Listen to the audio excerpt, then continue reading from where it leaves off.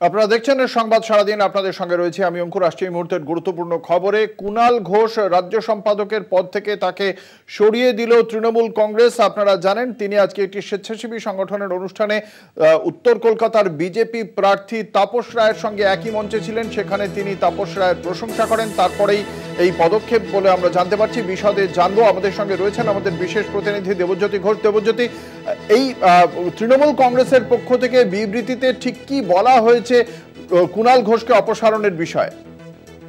দেখো, আজকের ঘটনার সূত্রপাত আজ সকালে একটি অগ্নি ইন্ডিয়া ক্লাবের একটি রক্তদান শিবির ছিল উত্তর কলকাতায়।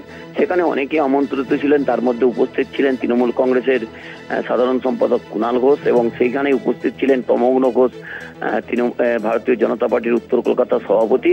এবং সেখানেই উত্তর কলকাতার তৃণমূল কংগ্রেসের বিরুদ্ধে যে লড়াই করছেন বিজেপি প্রার্থী তাপস রায়, তিনি উপস্থিত ছিলেন। সেখানে তাপস রায়ের ভূয়সী প্রশংসা করেছিলেন কুণাল ঘোষ, এবং তাপস রায়ের সঙ্গে তার যে দীর্ঘদিনের পরিচয় স্থানীয় তিনি বক্তব্য রাখেন, এবং মঞ্চে বক্তব্য রাখতে যে তিনি বলেন সাধারণের উদ্দেশ্যে যে যাতে ছাপ্পা ভোট উত্তর কলকাতায় না হয় তা কিন্তু সাধারণ মানুষের দেখার দায়িত্ব। এর কথার পরেই কিন্তু তৃণমূল কংগ্রেসের পক্ষ থেকে তড়িঘড়ি একটি বৈঠক হয়, এবং বৈঠকে সিদ্ধান্ত নেওয়া হয়েছে যে সাধারণ সম্পাদকের পদ ছিল একমাত্র পদ কুণাল ঘোষের, সেই পদ থেকেও তাকে সরিয়ে দেওয়া হয়েছে। এর আগে কিন্তু যখন তাপস রায় ভারতীয় জনতা পার্টির জন্য তার উপর অ্যাকশন নিচ্ছে দল, সেটা কি বিবৃতিতে লেখা রয়েছে? দলের পক্ষ থেকে যেটা শৃঙ্খলা রক্ষা কমিটির যে সিদ্ধান্ত হয়েছে যে বেশ কয়েকদিন ধরে দল বিরোধী কাজের জন্য সঙ্গে তিনি যুক্ত ছিলেন, এবং সেই জন্য তার বিরুদ্ধে ব্যবস্থা নেওয়া হয়েছে। তার বিরুদ্ধে যে ব্যবস্থা নেবার আরো কয়েকটি কারণ। কোনো সময়সীমা দেওয়া হয়েছে দেবজ্যোতি? কোনো সময়সীমা দেওয়া হয়েছে? এখনো পর্যন্ত আমরা যেটুকু জানতে পারছি তৃণমূল কংগ্রেসের সূত্র থেকে যে কোনো সময়সীমা দেওয়া হয়নি, যে শুধুমাত্র তাকে যে সাধারণ সম্পাদকের পদ থেকে সরিয়ে দেওয়া হয়েছে, অর্থাৎ যে তিনি ইস্তফাপত্র দিয়েছিলেন সেই ইস্তফাপত্র গ্রহণ করা হয়েছে। দেখো, এর আগেও কিন্তু যেদিন তাপস রায়কে তৃণমূল কংগ্রেসে রাখার জন্য বোঝাতে গেছিলেন ব্রাত্য বসু এবং কুণাল ঘোষ, সেই দিনই কিন্তু তাকে শোকজ দলের পক্ষ থেকে করা হয়েছিল, এবং তার আগে কিন্তু তিনি দুটি পদ থেকে পদত্যাগের কথা তিনি দলকে জানিয়েছিলেন যে সাধারণ সম্পাদকের পদ এবং মুখপাত্রের পদ তিনি ছাড়তে চান। এই মুহূর্তে তার পক্ষে সেই দুটি পদকে গ্রহণ করা সম্ভব নয়। সেই সময় কিন্তু মুখপাত্রের যে পদে তিনি পদত্যাগ করেছিলেন সেটা গ্রহণ করা হয়েছিল, এবং আজকে তার সাধারণ সম্পাদকের পদ থেকেও তাকে সরিয়ে দেওয়া হলো। অর্থাৎ উত্তর কলকাতার রাজ্য সম্পাদকের পদ থেকে সরানোর পর কুণাল ঘোষের প্রতিক্রিয়া জানতে পারা গেছে? দেখো, কুণাল ঘোষকে তারপর থেকে কিন্তু টেলিফোনে যোগাযোগ করা সম্ভব হচ্ছে না। বহুবার আমরা চেষ্টা করেছি তার সঙ্গে যোগাযোগ করার জন্য, কিন্তু এখনো পর্যন্ত তিনি সংবাদ মাধ্যমের কারোর সঙ্গে কোনো কথা বলেননি। তবে এরপরে তিনি কি পদক্ষেপ নেন সেটাই কিন্তু দেখার। ধন্যবাদ। আমাদের সঙ্গে ছিলেন বিশেষ প্রতিনিধি দেবজ্যোতি ঘোষ। কি বলেছেন তাপস রায় আমরা শোনাবো। গণতন্ত্রের কথা বলবো, আর পুলিশের সাহায্য নিয়ে, দুষ্কৃতীদের সাহায্য নিয়ে কাউন্সিলর হব, এমএলএ হব, এমপি হব? নো, মানুষ যাকে চাইবে সে যাবে, এই কথা কুণাল বলেছে। এবং কুণাল তো ওর দলের কথাও তো বলবার বলেছে ওখানে। আমার তো কোনোটাই সেরকম কিছু মনে হয়নি। আমি ওখানে থাকলে যদি কেউ অন্য কারোর প্রশংসা করতো আমার কিছু যেতে আসতো না। এটাতে সংকীর্ণতাকেই লিফট করানো হচ্ছে, প্রমোট করানো হচ্ছে, এইটুকুনি আমি বলতে পারি।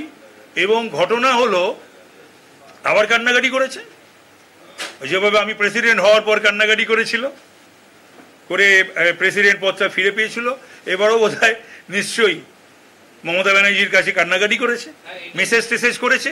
কিন্তু কথা হলো একটা জানতে হবে যে এই মমতা ব্যানার্জিও কিন্তু সুদীপ বন্দ্যোপাধ্যায়কে তাড়িয়ে দিয়েছিল, 6 বছরের জন্য সাসপেন্ড করেছিল। তখন তিনি অনেক আকথা কুকথা মমতা ব্যানার্জির বিরুদ্ধে, দলের বিরুদ্ধে বলেছিলেন। আপনাদের জানিয়ে রাখি, রাজ্য সম্পাদকের পদ থেকে অপসারিত করা হলো কুণাল ঘোষকে। এর আগেও তিনি দলবিরোধী কিছু বক্তব্য রেখেছিলেন বলে তাকে শোকজ করা হয়েছিল তৃণমূল কংগ্রেসের পক্ষ থেকে। তারপর আজকে তিনি তাপস রায়ের সঙ্গে একটি স্বেচ্ছাসেবী সংগঠনের রক্তদান শিবিরের মঞ্চে উপস্থিত ছিলেন, এবং সেখানে তাপস রায়কে মঞ্চ থেকেই প্রশংসা করেন তিনি তাপস রায় সম্পর্কে। তারপরেই এর আগে দলের রাজ্য সম্পাদক পদ থেকে ইস্তফা দিতে চেয়ে যে পদত্যাগপত্র দিয়েছিলেন কুণাল ঘোষ, সেই পদত্যাগপত্রকে গ্রহণ করে নিল তৃণমূল কংগ্রেস। এবং এই যে গ্রহণ করে নেওয়ার পর তৃণমূল কংগ্রেসের পক্ষ থেকে একটি বিবৃতিও প্রকাশ করা হয়েছে এবং সেই বিবৃতিতে কুণাল ঘোষের দেওয়া এই যে বিবৃতি, তিনি যে দল যে গ্রহণ করেছে তা জানিয়ে দেওয়া হয়েছে। কি বলেছেন রাজ্য বিজেপির মুখপাত্র এবং বিজেপির সাংসদ শ্রমিক ভট্টাচার্য এই ঘটনার প্রেক্ষিতে আমরা শোনাবো। দলের মুখপাত্রের পদ থেকে সরিয়ে দিয়েছেন, কিন্তু তারপরে ধারাবাহিকভাবে কুণাল ঘোষ সাংবাদিক সম্মেলন করে গেলেন, বিভিন্ন খবরের কাগজে কুণাল ঘোষকে দলের মুখপাত্র হিসেবে তার বিবৃতি ছাপা হলো। তৃণমূল কংগ্রেসের পক্ষ থেকে কোথাও কোনো আপত্তি নেই। বিভিন্ন সংবাদ মাধ্যমকে যিনি প্রতিনিয়ত তৃণমূলের অবস্থান স্পষ্ট করে তুলছেন, রাখছেন এবং বিভিন্ন জায়গায় বক্তব্য রাখছেন, তৃণমূল সেখানে কোনো বক্তব্য রাখলো না। আজকে দলের কোনো অজানা কারণে তাকে পদ থেকে সরিয়ে দেওয়া হলো, অর্থাৎ গতকালকে, সম্ভবত গতকালই হবে, তিনি শিক্ষামন্ত্রী ব্রাত্য বসুর সঙ্গে বসে যে প্রেস কনফারেন্সটি করেছিলেন সেটা হচ্ছিল দলের অফিসিয়াল লাইন, এবং অফিসের চৌহদ্দির বাইরে চলে গিয়ে যদি কুণাল ঘোষ কোনো বক্তব্য রাখেন তাহলে সেটা তৃণমূল কংগ্রেসের লাইন নয়। এ ধরনের অবাস্তব, এ ধরনের অরাজনৈতিক বিবৃতি, এ ধরনের অরাজনৈতিক অবস্থান কোনো রাজনৈতিক দলের থেকে প্রত্যাশিত নয়।